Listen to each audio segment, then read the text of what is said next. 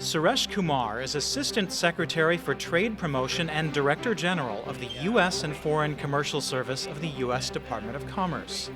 The Assistant Secretary is in Hong Kong to promote President Barack Obama's National Export Initiative, which sets out to double U.S. exports over the next 5 years. While here, Mr. Kumar will also sign a cooperation agreement with the Hong Kong Trade Development Council, launching the Pacific Bridge Initiative.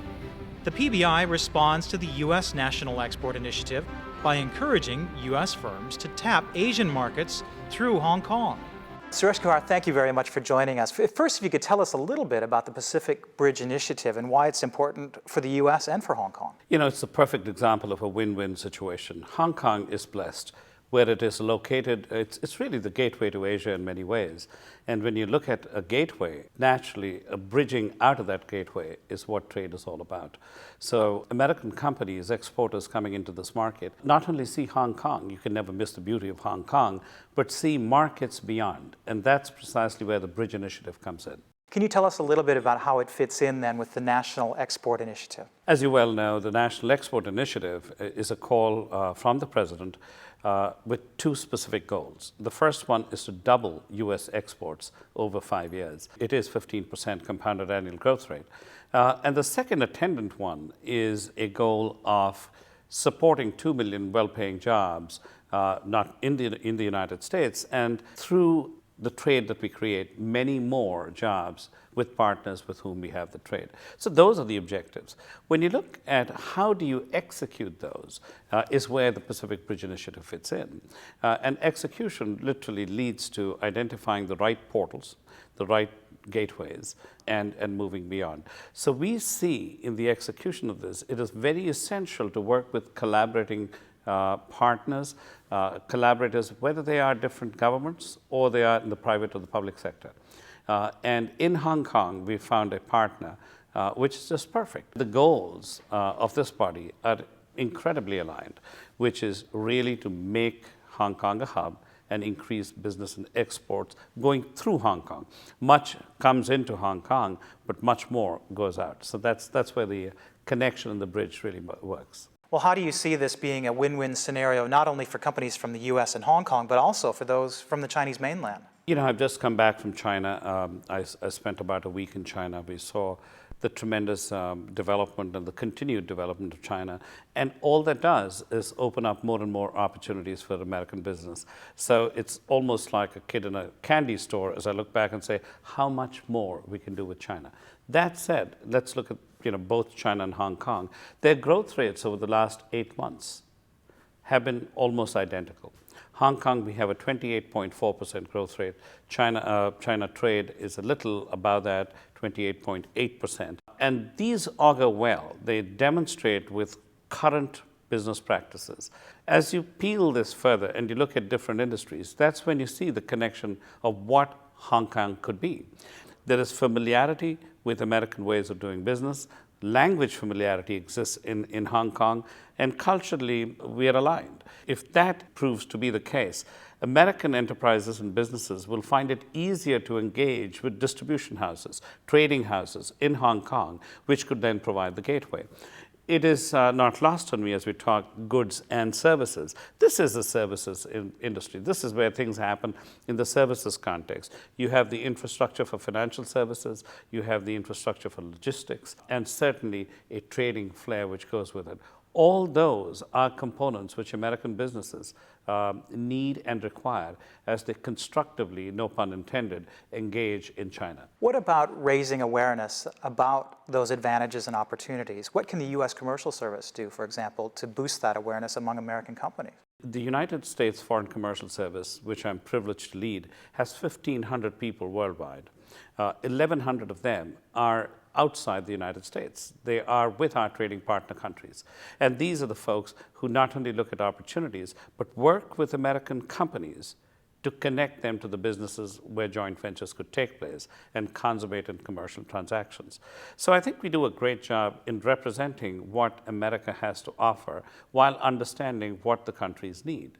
In terms of publicity, in terms of promotion, in terms of making even more people aware of what we do, that's where a relationship such as the one we're going to embark with in Hong Kong can help.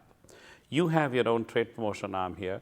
You're constantly involved with the Chinese mainland. You have a portal which will be dedicated to what we want to do. In addition, you have your own media entity.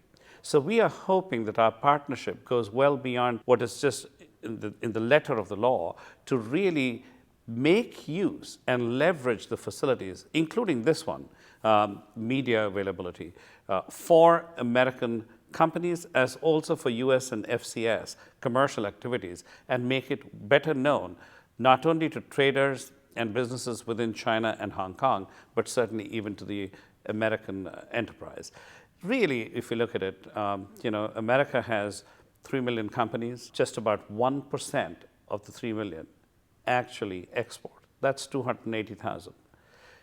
Of the 280,000, 58% export to only one country. So we are looking at a huge potential. Well, one of the first collaborations under the PBI was the recent Eco Expo Asia. What would you like to see happening in this region as well as in the US to increase opportunities in green technology? You know, green is a catch-all phrase, and I'm pleased to talk to you in terms of its different elements. Look around you. Look at the construction in Hong Kong. And I look back and say, we have worldwide the best practices related to green building used in construction, services-wise, regulatory norm-wise, and the lead technology and the lead practices which we have are cutting edge. So America in a technology sense and how to execute for a cleaner, greener, healthier, and a better planet, we have that side of things to offer. I've just come out from India where we led a renewable energy conference because the World Renewable Energy Conference this year was in Delhi.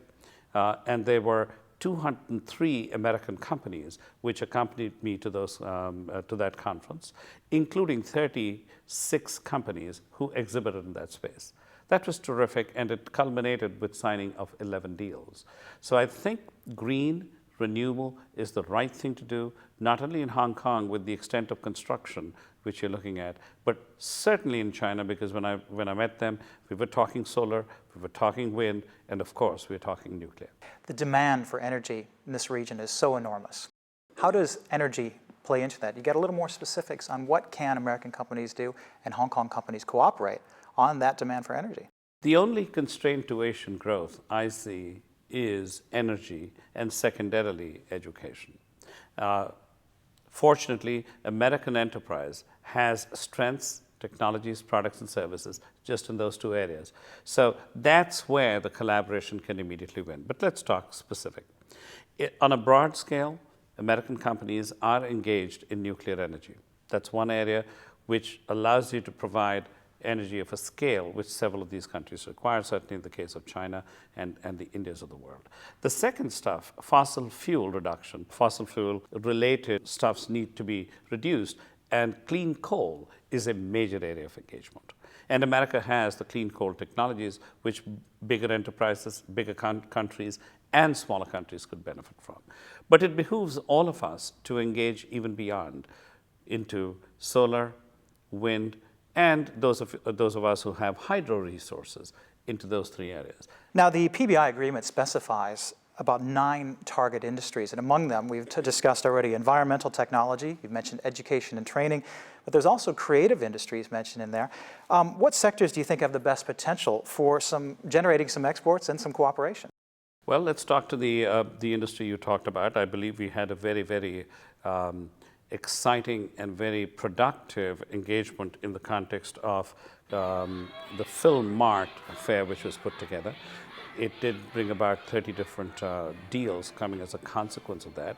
But most importantly, as you and I both know, American film, American music, and much of what you see in American TV shows have a great demand and continue to have a demand in Asia. So there is a desire to have Americana, if you may, coming into this place. But importantly, with some restrictions placed in some countries which call for local production content. So co-production of programs, partially or fully, provide a way to access these markets and serve the needs of all partner countries as also what America has to offer.